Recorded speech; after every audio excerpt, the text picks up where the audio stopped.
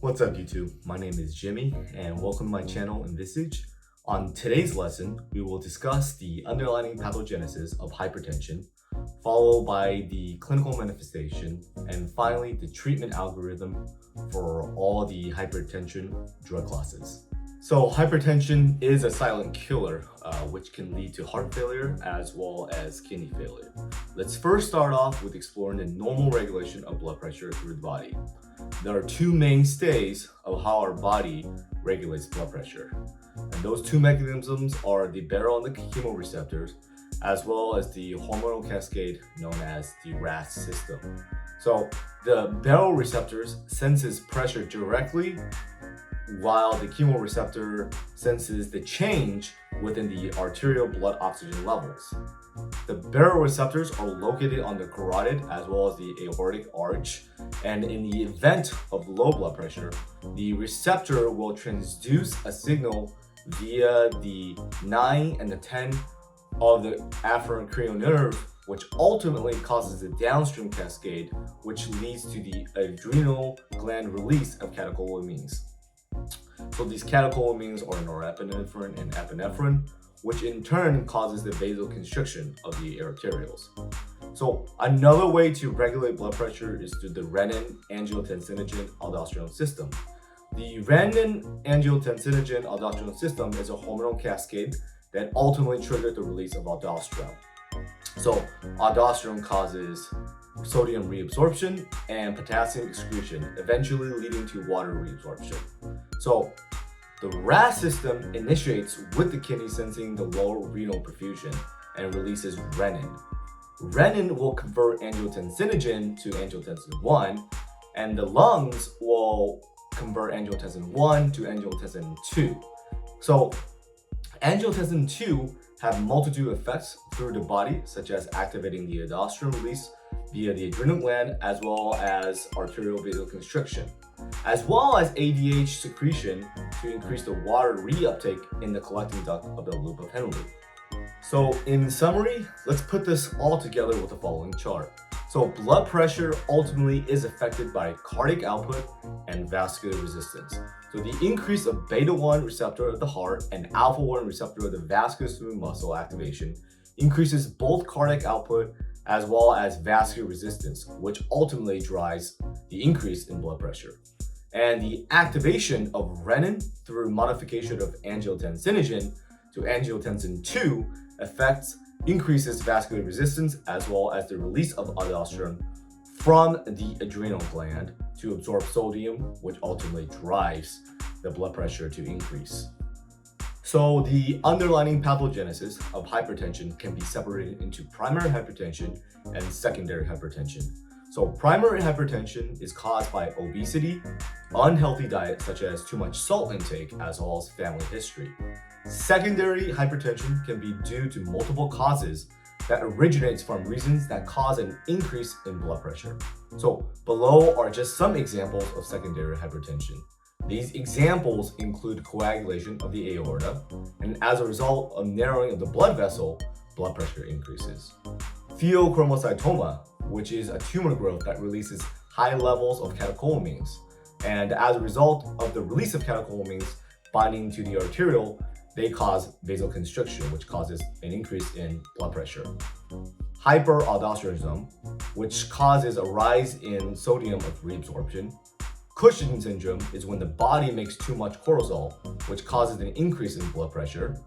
Renal artery stenosis and chronic kidney disease causes that increase in blood pressure because there is a decrease in perfusion going to the kidneys, so the body compensates by increasing the blood pressure. And finally, nephrotic syndrome, which is a multifactorial cause that causes an increase in blood pressure. Patients who have hypertension often may experience these following clinical manifestations. So the increase in risk of high blood pressure may potentially affect increased chance of developing heart failure because the heart has to pump against a greater vascular resistance. So patients may often feel like they're having shortness of breath. And a result of not receiving enough oxygen, these patients may also experience chest pain. High blood pressure may also damage the blood vessel of the retina.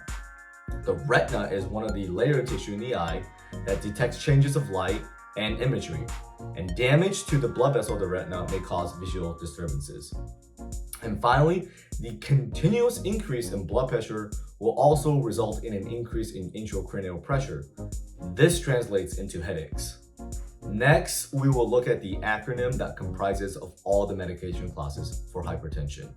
So, off to the picture to our left, we see that our character who is at a vacant bar or pub, who's feeling a little loopy after drinking in the early hours of 1:30 a.m. in the morning with a glass of red wine that he has brought for $80. So V stands for vasodilator, C stands for central alpha-2 agonist, N stands for the non-dihydropyridines, T stands for thiazides, P for potassium sparing, B for beta blockers, A for ACE, and the R stands for ARBs, and loop stands for loop diuretics. So essentially, going back to our chart from earlier, we have drugs that prevents the increase of blood pressure through the specific mechanism of action, which is the heart, the vascular smooth muscles, and the hormonal blockade from the adrenal gland, which is located right above the kidneys and as well as the kidneys. Feel free to pause for the next component as I have included all the mechanisms of action for the class of hypertension drugs. Vasodilators increases the cyclic GMP for arterial vasodilation. Central alpha-2 agonist activates the negative feedback for norepinephrine by overstimulation of the noradrenergic system, which in turn downregulates these receptors, therefore dropping the blood pressure. Non-dihydropyridine blocks calcium influx, therefore prevents the myosin and actin from interacting, and as a result decreases vascular resistance of the smooth muscles. Thiazides inhibit sodium chloride co-transporters in the distal convoluted tubule, and as a result causes a minor drop in blood pressure. Potassium sparing blocks the reabsorption of distal sodium and chloride in the collecting tube and duct and prevents the overexcretion of potassium. ACE and ARBs are both part of the RAS cascade, ultimately preventing the reabsorption of the aldosterone and thereby sodium. And finally, loop diuretics, which targets the thick ascending limb of the loop of Henle, preventing the reabsorption of sodium, potassium, calcium, and magnesium. So these are all the agents that may cause a decrease in blood pressure, but may not be used as an antihypertensive agent.